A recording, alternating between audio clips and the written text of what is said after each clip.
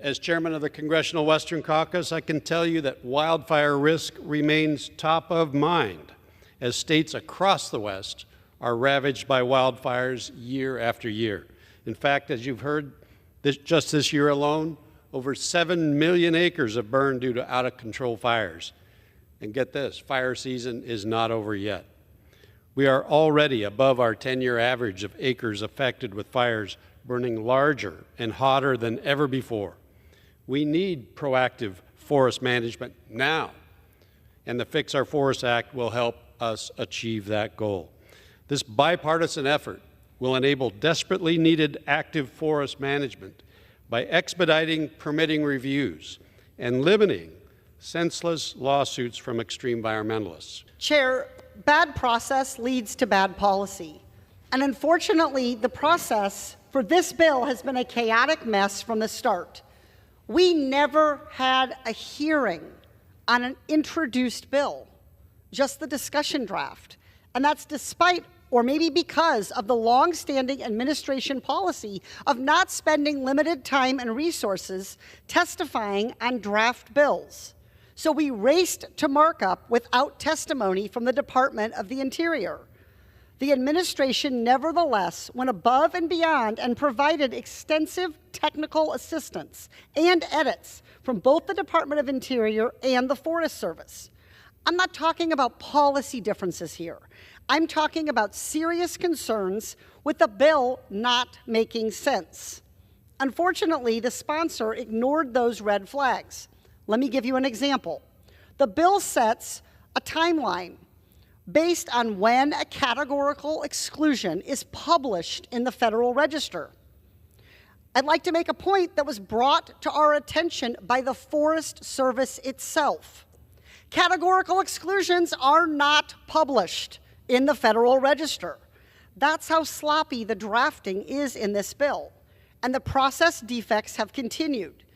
This bill has numerous violations of the Freedom Caucus's floor protocols requiring offsets for authorized spending. I guess the cut and go protocols are out the window now. And it's convenient that as of this morning, we still don't have a score from the CBO, the Congressional Budget Office, on the bill. So maybe the Freedom Caucus just isn't aware of the problem. And the cherry on top, Republicans accidentally made in order an amendment drafted so badly that it would strike out the bill entirely and replace it with a non-controversial bill that Democrats support. Republicans had to come to Democrats this morning to ask for our help in fixing that mistake. I'll end where I started. Bad process leads to bad policy. With that, I yield 3 minutes to the member from Nevada, Ms. Lee. The woman from Nevada is recognized for 3 minutes. Thank you, Mr. Speaker. You know, Mr. Speaker, I'm not sure how familiar everyone is with the committee proceedings on this legislation, but just in case, I want to offer a little refresher. This is not the first time that I have spoken out on the majority's either inability or outright refusal to do what's right by our nation's firefighters. In August of 2023, my friend and colleague, Representative Joe Neguse, who's the ranking member of the Federal Land Subcommittee, introduced the Wildland Firefighters Paycheck Protection Act. This bipartisan legislation would permanently fix the pay cliff that our firefighters, our hometown heroes who are actually out there fixing our forests, are facing at the end of this week. We've known about this pay cliff for well over a year, but here we are nearing the end of 2024 and the majority has still failed to enact a permanent fix. There's certainly not one in this bill, the Fix Our Forest Act. Right now, the Wildland Firefighters Paycheck Protection Act has over 24 champions on both sides of the aisle, evenly divided between Democrats and Republicans, myself included. And yet, all we've got to show for this is yet another temporary fix in this week's CR, with Republican leadership once again stringing along these men and women in uniform for another few months without a permanent solution. As appropriators on both sides of the aisle have emphasized, these temporary patches end up costing taxpayers more than simply locking in a permanent pay fix. Strangely, this all comes after the House Republicans actually did vote for a permanent fix, as the chairman has stated. But let me clear this up. It was part of the fiscal year 25 Interior Appropriations Bill, which stands no chance of making it to the president's desk because of the majority's insistence on including over 80 poison pill policy riders to appease partisan extremists. If they were serious, they would have dropped these partisan riders. Now, in spite of the bipartisan support for both the Wildland Firefighters Paycheck Protection Act and my own amendment to this bill to achieve the same goal, the majority is now claiming that that permanent pay fix is somehow not germane to the Fix Our Forests ask.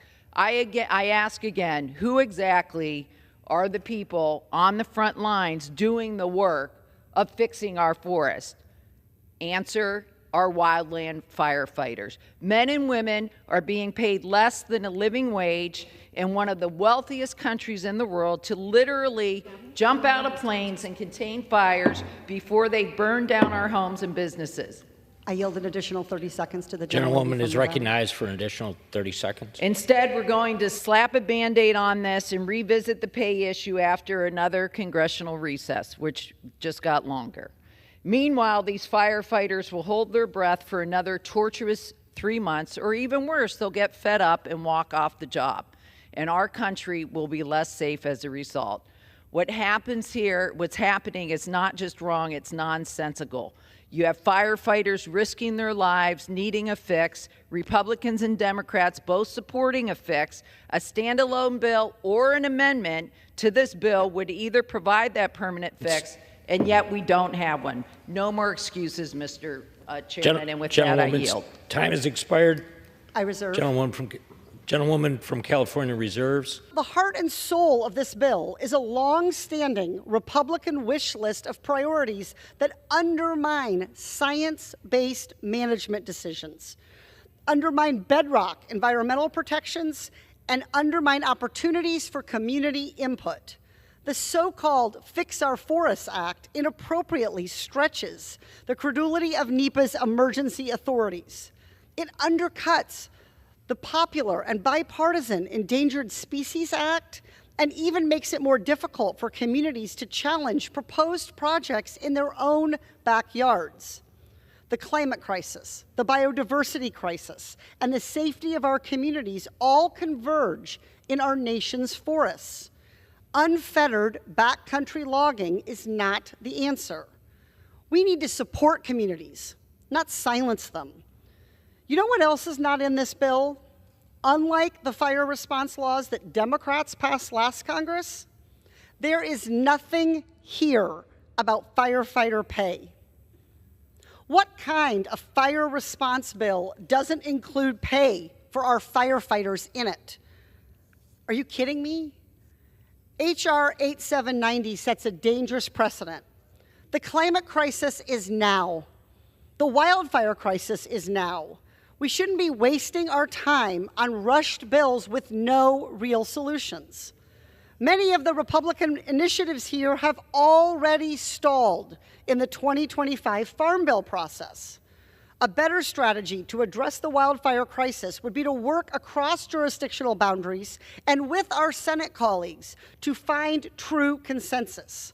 We should be passing regular appropriations bills this week so that agencies like FEMA and the Forest Service have the resources they need and are not scrambling at the end of the fiscal year to find ways to fulfill their existing mandates, let alone the new and unfunded ones in this bill. This is a live issue, by the way. The Chief of the Forest Service has warned us explicitly that they are facing budget shortfalls due to Republican-led appropriations bills.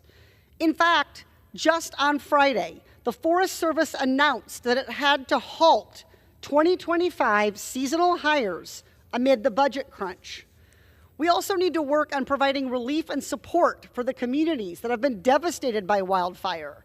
instead of trying to have federal agencies undertake extensive management projects in their backyard without any true consent.